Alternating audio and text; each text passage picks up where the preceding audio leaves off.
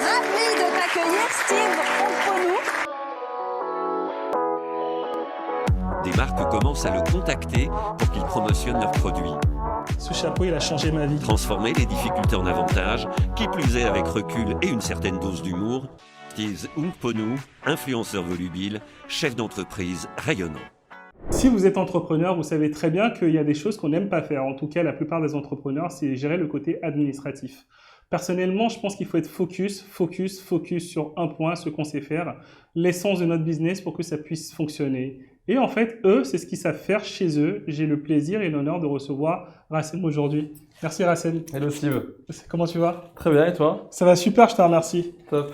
Nous sommes actuellement chez Legal Place. Donc, est-ce que tu peux, avant qu'on parle de Legal Place, est-ce que tu peux parler de toi? Ce qui m'intéresse, c'est que déjà, rapidement, tu puisses te présenter à ceux qui ne te connaissent pas. Yes. Donc moi, c'est Rassem Floazi. Je suis CEO et un des cofondateurs de Legal Place. La boîte existe depuis quelques années déjà maintenant. Et on accompagne les entrepreneurs en France depuis la création de leur boîte jusqu'à la gestion de leur société.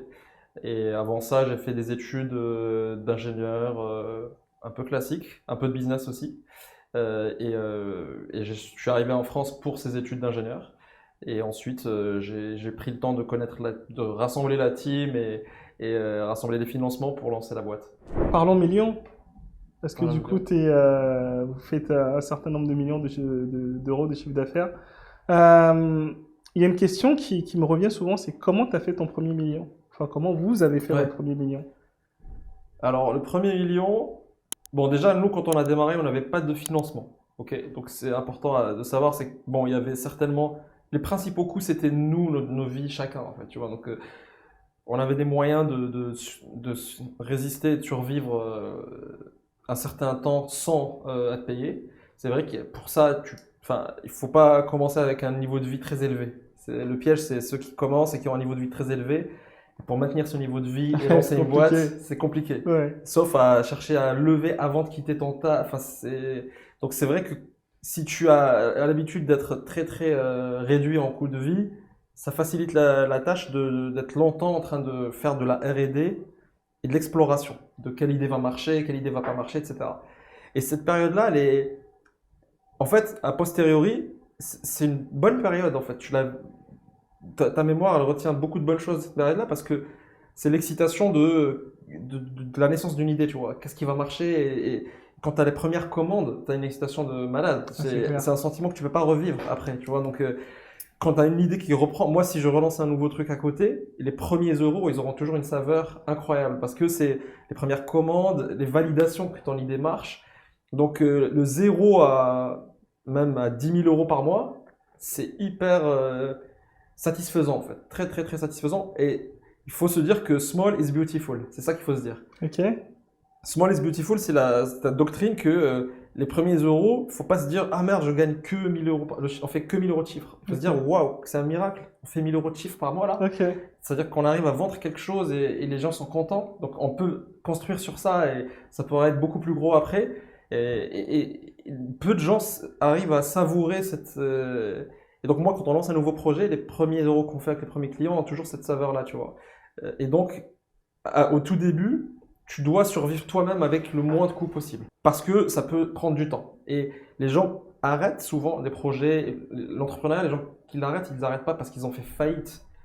Faire faillite, c'est surtout lâcher le projet. Et ça veut dire que toi, tu as décidé à un moment T de lâcher les armes et arrêter, tu vois. Donc c'est mental, c'est une démission ou une résignation mentale en fait. C'est pas l'argent qui a manqué, c'est moi qui ai décidé que j'arrivais plus mentalement à tenir, tu vois.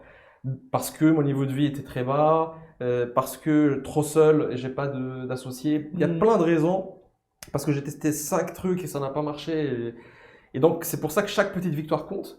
Parce que chaque petite victoire, elle te redonne un peu d'énergie pour aller, tu vois. Et donc, cette période où tu n'as pas un niveau de vie très élevé te donne une grosse liberté. Cette liberté de tester avant de t'engager dans une idée dans laquelle tu vas passer beaucoup de temps. Donc, plus tu as le temps de tester et moins tu seras enfermé dans une idée qui n'a pas de sens pour toi. Okay. Tu peux très bien vendre un produit qui n'a aucun intérêt pour toi.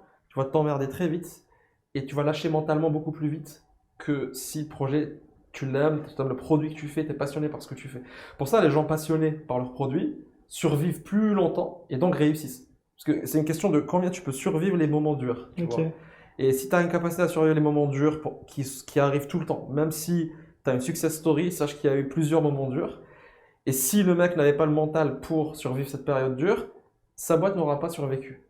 Et donc, un des facteurs clés, c'est tes coûts de vie, quoi, c'est sûr. C'est vrai qu'un mec qui lance à 36, 37, alors qu'il est bien payé, cette difficulté, elle est présente, tu vois. C'est pour ça, quand tu as la vingtaine et que tu n'as pas encore un niveau de vie très élevé, paradoxalement, c'est peut-être plus simple, cette partie est plus simple pour toi, de vivre en mode réduit, tu vois, coût réduit.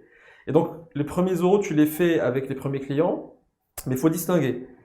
Tu as les euros qui viennent sur des trucs qui ne sont pas, que tu ne peux pas répéter. Genre, un mec te demande une prestation spéciale, et ton projet, c'était plutôt de faire un truc que tu peux passer à une échelle. Et donc, le mec te demande du conseil, par exemple, je dis n'importe quoi. Et toi, tu veux vendre un produit particulier, et lui, Ok. te dit non, fais-moi telle prestation. C'est pas un truc que tu peux répéter à des milliers de clients. Donc, c'est pas du vrai chiffre d'affaires pour moi, qui a la même valeur. Faudrait même peut-être refuser ce type de contrat, c'est ça? Si tu peux. Ouais. Si tu as besoin de faire du conseil pour financer ta affaire, recherche ton et ta projet, machin, oui, ok, fais-le pendant un moment. Mais Ouais. c'est vrai que si tu peux avoir de l'argent pour ne pas faire ça, Ouais. vaut mieux. Mais si tu as le luxe de le refuser, il faut le refuser Ok. pour être focus. Ouais. Mais du coup, si tu gagnes que 1000 euros, mais d'un chiffre répétable, ces 1000 euros ont beaucoup plus de valeur que si tu gagnes 10 000 de clients qui vont te demander de temps en temps des trucs que tu peux pas trop répéter et passer à une autre échelle, tu vois. Et si tu as un business où tu vends ton temps et que tu assumes, c'est ton business, fine. Mais si tu as un business où tu vends pas ton temps et tu vends autre chose, un produit, un abonnement, et que tout ton chiffre vient de conseils que tu donnes, quelque part, t'es pas focus sur la bonne chose, tu vois. Et tout le jeu d'entrepreneuriat, c'est être concentré sur le vrai sujet de ta boîte. Et à tel point où tu as un dicton américain qui dit en anglais, The main thing is to keep the main thing the main thing. Ok. Tu vois. Ouais. La chose la plus importante, c'est de garder la chose la plus importante comme la chose la plus importante, quoi. Tu vois, C'est le focus, c'est ça? c'est le focus, ouais. Ouais. Genre, c'est juste ça. Mais c'est dur à appliquer, en fait. Ouais. Parce que tu as un client qui arrive, te dit, ouais, ton produit là, ça m'intéresse pas, mais tu peux pas me faire une prestation, je te paye 10 000 balles tout de suite. Tu dis, putain, c'est vrai, je Ouais, fais du c'est chiffre. clair. Et là, ça Ouais. te sort de ton focus. Et donc, quand tu as 1000 balles de ton produit répétable que tu cibles de vendre, ça, c'est le Graal, tu vois. Notre premier million, c'était, quand on a réussi à faire 1 million de chiffres, c'était il me semble, 2018. Et en fait, c'était parce que pendant toute 2017-2018, nos seuls focus, c'était les produits qu'on pouvait vendre à beaucoup de gens et pas du tout des trucs.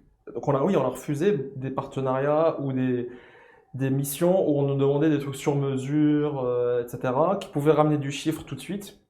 Mais on appelait ça, nous, du chiffre apparent. C'est-à-dire que ça gonfle le chiffre, mais au final, on le valorise beaucoup moins.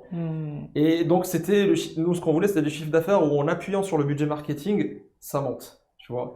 Donc, dès qu'on a eu la validation de la part du marché que c'était un besoin, que le prix était bon, on mettait le budget marketing. J'ai une petite question. Oui. Du coup, la validation, c'est quoi? Est-ce que tu dis, enfin, je sais pas, est-ce que tu dis, c'était quoi, 100 euros les produits à l'époque ou ça? Ça variait, ouais, c'était Ouais. dans ces eaux-là. Ok, donc est-ce que tu te dis, j'en sais rien, il faut que j'en vende 100 pour savoir que le marché a validé? Est-ce que j'en vends 10? Est-ce que j'en vends 1000? Est-ce que tu vois, enfin, c'est à peu près, vous, dans votre cas, tu te dis, ok, c'est à partir de combien? Tu dis, ok, le marché l'a validé, tu vois, parce qu'en fait, moi, je sais que j'ai des gens qui me disent, ouais, j'ai lancé ma boîte, je vends une offre à 500 euros, ok, j'en ai vendu 10, let's go, maintenant, je pense que le marché, tu vois, c'est quoi Oui.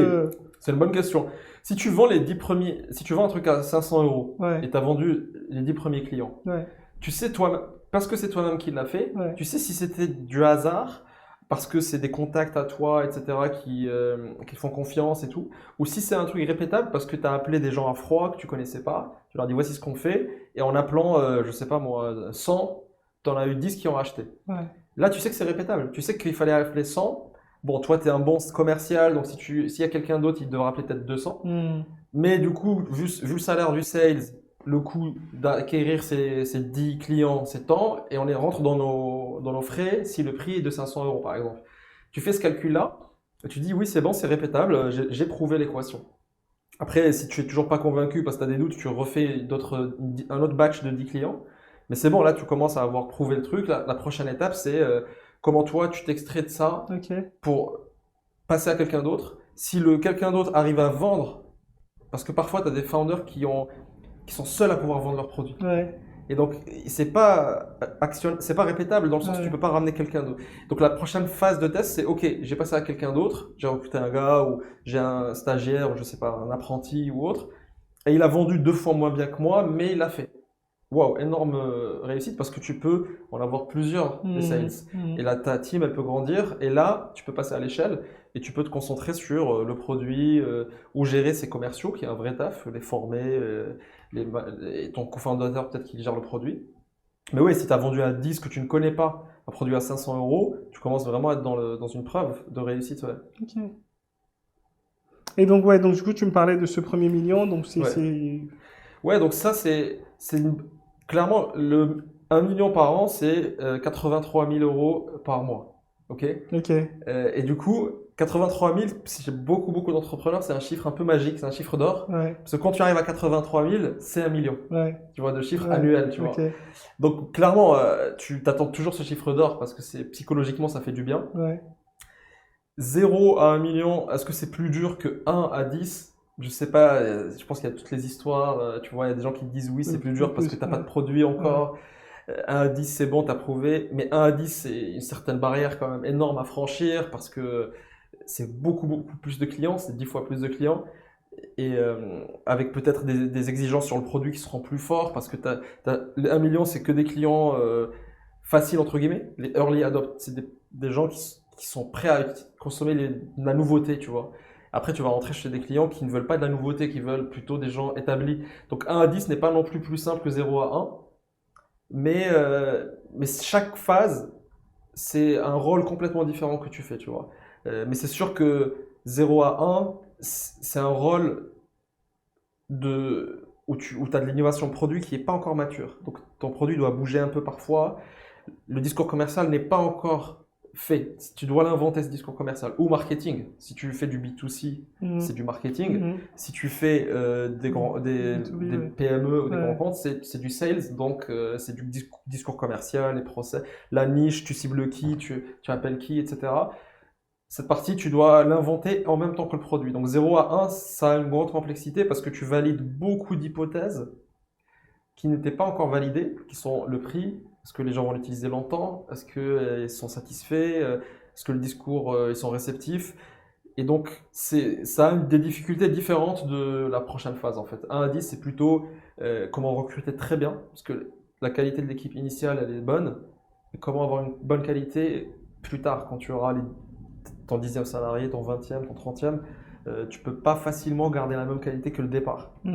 Donc, pour passer de 1 à 10, tu vas déléguer énormément de choses. Donc, tout ce monde qui va travailler sur énormément de choses doivent pouvoir faire un truc de bonne qualité pour que ça arrive à 10, tu vois. Donc, c'est un autre type de difficulté. Et le rôle du CEO ou des fondateurs, finalement, change complètement. Et certains n'arrivent pas à changer, en fait, tu vois. Certains sont vraiment faits que pour le 0 à 1. Ils peuvent lancer plein de produits, tu vois. Et certains sont très bons pour l'après, mais ils ne peuvent pas lancer. Et donc, tu dois vraiment travailler contre ta propre nature parfois pour passer de 1 à 10, parce que ton rôle, avant, c'était toi-même, tu faisais le produit, et tu faisais la R&D, etc. Et maintenant, c'est bon, tu as des gens qui travaillent sur le produit, et ton rôle, ça sera t'assurer que de nouveaux gars produits sont là avec une bonne qualité. Pour ramener les gens de bonne qualité, il faut que ta boîte ait une bonne image. Pour que ta boîte ait une bonne image, tu commences à réfléchir enfin à l'image de ta boîte, parce qu'avant, c'est pas un sujet. Tu n'as pas de recrutement à faire, tu vois. Et donc, comment est-ce que tu représentes ta boîte à l'extérieur, etc. Donc, ton rôle bouge et tu dois apprendre ces nouveaux skills sur le tas, tu vois. Mais 0 à 1, c'est plus confort finalement, parce que ton rôle, il ne change pas. Tu vois, il est toujours sur la construction du produit et du discours. Donc, c'est plus confort et tu regrettes un peu parfois ce temps de démarrage parce que l'excitation, elle est très forte dans ce temps de démarrage. Tu le vois pas quand tu es dedans, parce que tu es en mode wow, c'est dur, est-ce que ça va marcher? Tu es stressé, tu vois. Mais en réalité, cette excitation t'aide finalement à battre ce stress. Parce que l'énergie que te pompe le stress, tu la re-remplis avec ta passion pour le sujet, l'excitation du premier client, du 10e, du 83 000 €. Tout ça, ça vient remplir ta jauge à toi, tu vois. Et donc, tu te rappelles plus tard, surtout de ces côtés très cool, tu vois. C'est un peu ça. C'est très concret. J'adore. Top. Vraiment, j'adore. C'est très, très, très concret. Et est-ce que tu t'es parti sur les, tu vois, enfin, les fameux 83 000, est-ce que tu t'es dit, OK, on se donne un goal tous les jours, on divise par un certain nombre de chiffres d'affaires à faire par jour, ou, tu sais, je discutais avec un mec qui me parlait de ça aussi, il me disait, nous, c'était simple, en fait, on devait faire 50 000 euros par jour, tu vois. Il me sortait C'était la ça. target. Ouais, c'était sa target. D'accord. Et il me disait, il y avait des jours où on stressait, c'est un mec qui est dans le développement personnel, qui fait de gros Ouais. chiffres. Ok. Et il me disait, il y a des jours où on stressait parce que fin de la journée, je sais pas, on était à 14 000 euros et on se disait, wow, on l'a pas fait les 50, tu vois. Ah oui. Et donc, du coup, le lendemain, il fallait qu'on rattrape les 36 000 de la veille. C'est une façon de faire. Alors nous, ça change beaucoup dans la nature du business parce que si tu as un business dit comme une startup, un business scalable Ouais. où tu as l'ambition de, on va dire, doubler ou tripler de taille d'une année à une autre, ça requiert une grosse énergie de doubler la boîte d'une année à une autre. Tu vois, tripler c'est encore plus. Et donc, une façon de faire, au tout début, quand tu as pas beaucoup de chiffre d'affaires, c'est de dire, mettons, tu es sur 20 000 euros par mois ou 10 000. Et tu te dis, comment je gère mes priorités ou quel est mon rituel? Tu vas te parler de rituel, toi. En fait, le rituel qu'on utilisait, nous, c'était que chaque mois, on devait faire une certaine croissance par rapport au mois d'avant. On s'est dit, OK, pour doubler, il faut faire 20% par mois. Je dis n'importe quoi. Ok. Et 20% par mois, c'est dur à tenir. Tous les mois, tu fais plus 20%. À la fin de l'année, tu vas réussir à avoir une taille conséquente. Pour faire 20% par mois, et donc toutes les priorités de la journée que tu dois faire ou de la semaine sont que des priorités pour que tu arrives ce mois dans lequel tu bosses à faire les 20% par rapport au mois d'avant. Donc tout ce qui est long terme, tu vas l'éliminer direct parce que tu te dis, est-ce que ça va me faire 12 000? Parce que si tu faisais 10 000, tu dois faire 12 000. Est-ce que ça va me faire 12 000 de faire cette tâche-là ou pas? En général, c'est non. Tu vois, et donc tu l'enlèves. C'est très dur parce que parfois tu vas me dire, ouais, mais c'est important, dans 6 mois, on aura besoin de ça, donc viens, on bosse dessus pour préparer dans 6 mois. Mais en fait, ça t'impose souvent, les meilleures actions sont celles qui te permettent tout de suite de faire tes 2000 de plus par rapport à un mois d'avant. Et ça te priorise de manière radicale et très violente. Mais au moins, ça te permet vraiment d'être sur l'essentiel. Si tu me dis, on doit refaire le logo, je te dis, est-ce qu'on fera 20% ou pas avec ça? Tu me dis non. Je te dis, ok, c'est bon, t'as la réponse. On va refaire la charte graphique. Ok, c'est nécessaire ou pas pour 20%? Non. Et en fait, c'est très court-termiste. Les gens Vraiment, ouais, c'est clair. Les gens flippent parce que c'est très court-termiste. Mais c'est ça qui te permet d'être radical dans la priorisation parce que sinon, tu vas faire tellement de trucs long terme et que ce sera la moitié de ton temps sur le long terme. Mais tu n'y arriveras pas à ce long terme. Pour arriver au long terme, il faut passer par le court terme, tu vois. Et ça te donne une discipline très puissante et tu abandonnes beaucoup de projets que tu pensais importants, tu vois. Aujourd'hui, on n'est pas sur des cycles de mois. On peut plus. C'est plutôt des cycles trimestres, voire semestres pour dire, ok, c'est quoi l'objectif du trimestre? Mais au début, tu dois faire par semaine. Quand tu fais 0 chiffre d'affaires, c'est par semaine. Genre, on fait 200 euros par semaine. Comment la semaine prochaine, on fait 7% de plus que 200 euros, tu vois. Okay. Et donc, tu fais que des actions court terme. Genre, ok, je dois parler à des clients. Je ne dois pas recruter un sales. C'est moi qui dois parler. Une fois que j'ai parlé à des clients, c'est bon. J'ai fait Et tant que je n'ai pas fait ces 7%, c'est moi qui vends, tu vois.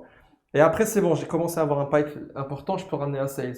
Et à un moment donné, de toute façon, tu vas prioriser des choses long terme indirectement parce que tu vas te dire, putain, pour faire les 20% du mois 3 ou 4, il me faudra préparer dès maintenant ce truc-là. Par exemple, un deuxième produit que tu veux vendre à tes clients existants, je dis n'importe quoi.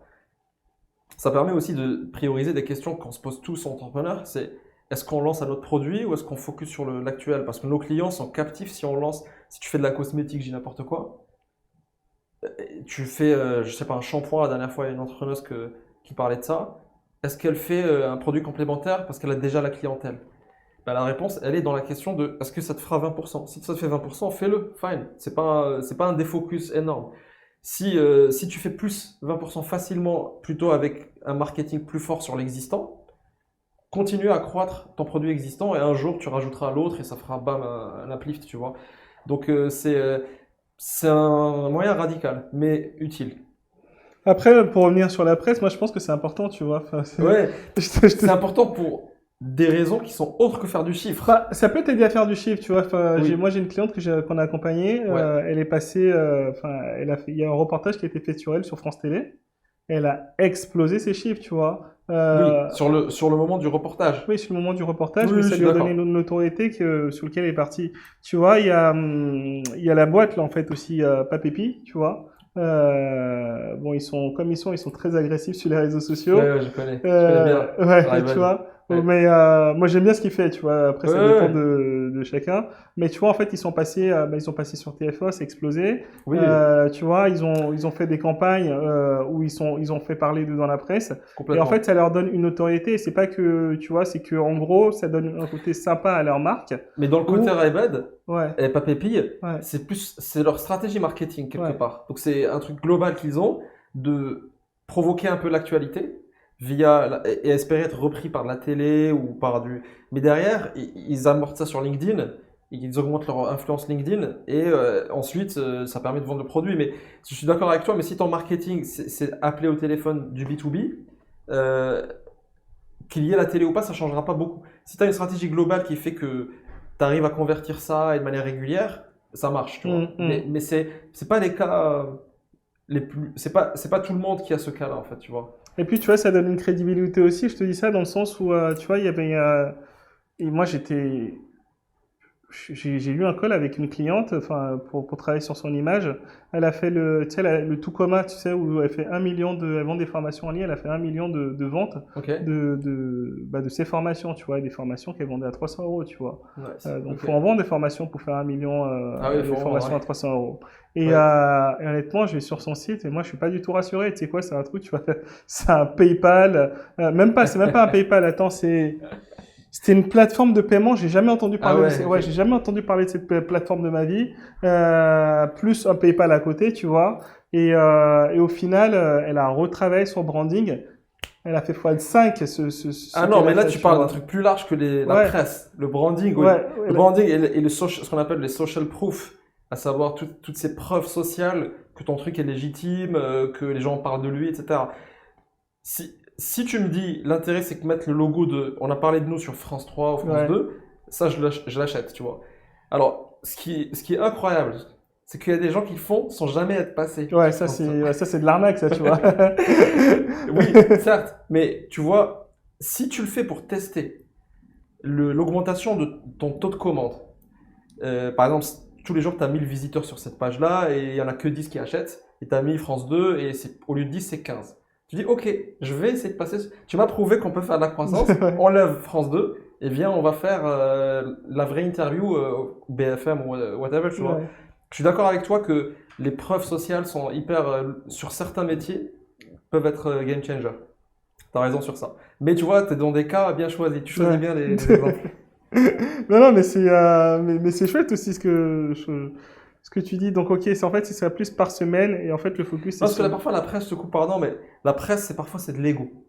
Tu vois. Et donc, si toutes les semaines, on se fixe notre objectif et qu'on applique cette règle, bah, soit tu me dis, c'est bon, les logos, c'est prouvé, ça va augmenter la confiance. Je te dis, ok, fais-le. Si tu me dis non, mais c'est parce que je veux un peu me la péter, Non, il n'y a pas d'intérêt. ok, Ouais. c'est des pertes de Enfin, temps ça pour dépend l'instant. de ce que ouais, ça dépend de Ouais. chacun, mais moi, je le vois en termes business, tu vois, en disant. Oui, Bah, toi, tu c'est- es pragmatique sur ce Ouais. sujet-là et je suis d'accord avec toi. Sur la page checkout où les gens achètent, le plus il y a des signaux de confiance Mm. et le plus tu peux convertir des gens que tu as fait beaucoup d'efforts pour ramener finalement chez toi, sur ta page. Tu as dépensé de l'argent et de l'effort. Donc le moindre pourcentage de plus qui achète est très très précieux. Donc Ouais. complètement, je suis d'accord. Mais il y a des témoignages clients aussi que tu dois mettre, Exactement. ce genre de Ouais, choses. ouais. Ok, non, en tout cas, intéressant. Donc, donc c'est le focus semaine par semaine, c'est ça, Au hein, début, que- ah oui, Semaine par semaine, après. c'est comme un bébé, tu vois. Au ouais. début, tu comptes les jours, Ok. après tu comptes les semaines, Ouais. après les mois, Ouais. et les gens te disent il a 18 mois, il a 24 mois. Ouais. Et c'est comme ça qu'il faut compter au début. Ok. Après, quand tu fais par année, c'est que c'est bon, Ouais. t'es assez gros, quoi. Ok. Ouais. J'espère vraiment que cette vidéo t'a plu.